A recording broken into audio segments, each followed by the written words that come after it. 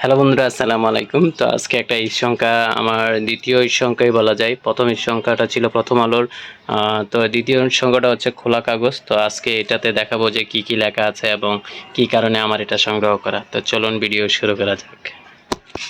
তো খোলা কাগজ ঈদ সংখ্যাটা এটা আমার প্রথমবার কেনা, আর এটার গায়ের দাম হচ্ছে 200 টাকা। আর আমি প্রত্যেকবার প্রথম আলো কিনতাম, কিন্তু এবার একটু ব্যতিক্রম কিনলাম, সেটা হচ্ছে খোলা কাগজে ঈদ সংখ্যাটা।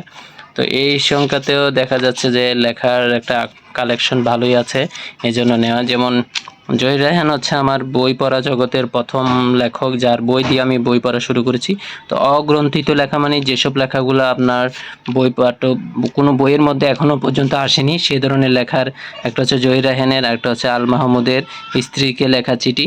এরপরে আরও দুইটা আছে বেতার নাট্য নিয়ে, এরপরে আছে বিপ্লবী সত্যরঞ্জন মৈত্র। তো তার মধ্যে এই আল মাহমুদ এবং জহির রায়হানের এই লেখাটা একটু ইন্টারেস্টিং লাগলো। আর এখানে বেশ কিছু প্রবন্ধ আছে। তো যারা প্রবন্ধ পড়তে পছন্দ করেন তাদের পছন্দের লেখকও আছে এবং অতিরিক্ত পছন্দের বিষয়ও আছে। এখন এটার যে সিরিয়ালটা সাজানো হয়েছে, এখানে লেখকের নাম দিয়েছেন। যদি ভালো ভালো হইতো যে এখানে যদি প্রবন্ধের যে বিষয়টা কি নিয়ে উনি প্রবন্ধটা লিখেছেন সেটা যদি থাকতো। এদিকে উপন্যাসের মধ্যে আছে প্রায় এখানে 7টা উপন্যাস আছে। তো এই উপন্যাসটা একটু ইন্টারেস্টিং আমার লাগছে, কারণ এটা তথ্য প্রযুক্তি বিষয়কমূলক একটা উপন্যাস। আর এদিকে আছে একটা থ্রিলার,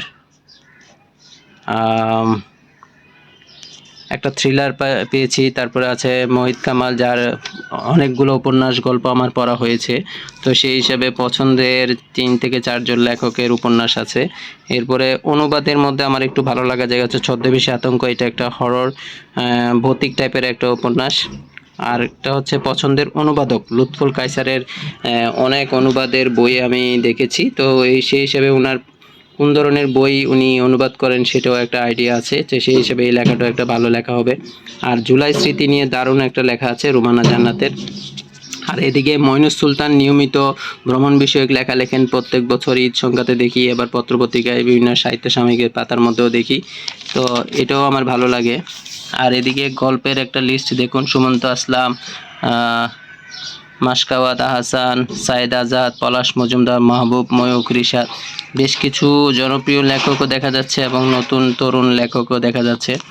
তারপরের পার্টে হচ্ছে যে অনুবাদ গল্প আছে, এরপর ধর্ম, বিদেশে জব, মানে ওরা অনেক ধরনের ক্যাটাগরি করে এগুলো করেছে। তারপর আছে কবিতার পাঠ।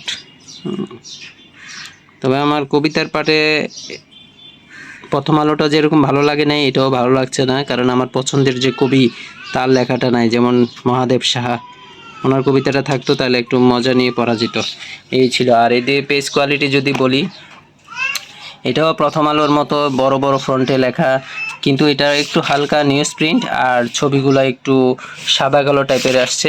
যেগুলো প্রচ্ছদগুলো ছবিগুলো আছে সবগুলো সাদা কালো টাইপের, কিন্তু লেখার ফ্রন্ট বড় এবং পরেও আরাম আছে, কারণ সমস্যা হয় না। কিন্তু এই প্রিন্টগুলো প্রথম আলোতে একটু রঙিনের মতো ছিল, কিন্তু এটাতে পার্থক্যটা হচ্ছে যে এটা সাদা কালো টাইপের। এছাড়া এটার বাইন্ডিং কোয়ালিটিও আমার ভালো লাগছে, কারণ এটা যেভাবে বাইন্ডিং করা, এটা আশা করি আমি যেভাবে ইচ্ছা সেভাবে রেখে ধরে আমি পড়তে পারবো, এটা কিছু হবে না। তা আমার মনে হয় এবারে এই দুইটা কালেকশন আমার কাছে আমার ভালো লেগেছে। আপনারা যদি লেখার অনেক লেখা পড়তে চান একসাথে এবং পছন্দের লেখক যদি পেয়ে যান, তাহলে ঈদ সংখ্যাগুলো কিনে দেখতে পারেন। শুধু যে এটাই কিনবেন এমন নয়, আপনার যে ঈদ সংখ্যাটা ভালো লাগে আপনি সেই সংখ্যাটা কিনুন, কারণ যে ওইখানে আপনার পছন্দের লেখক থাকতেও পারে, নাও থাকতে পারে। তার জন্য আপনি নিজে যাচাই বাছাই করে কিনুন, তাহলে দারুণ একটা কালেকশন হবে। আজকের ভিডিওটা এখানে শেষ করলাম, দেখা হবে নতুন কোনো ভিডিওতে। আল্লাহ হাফেজ।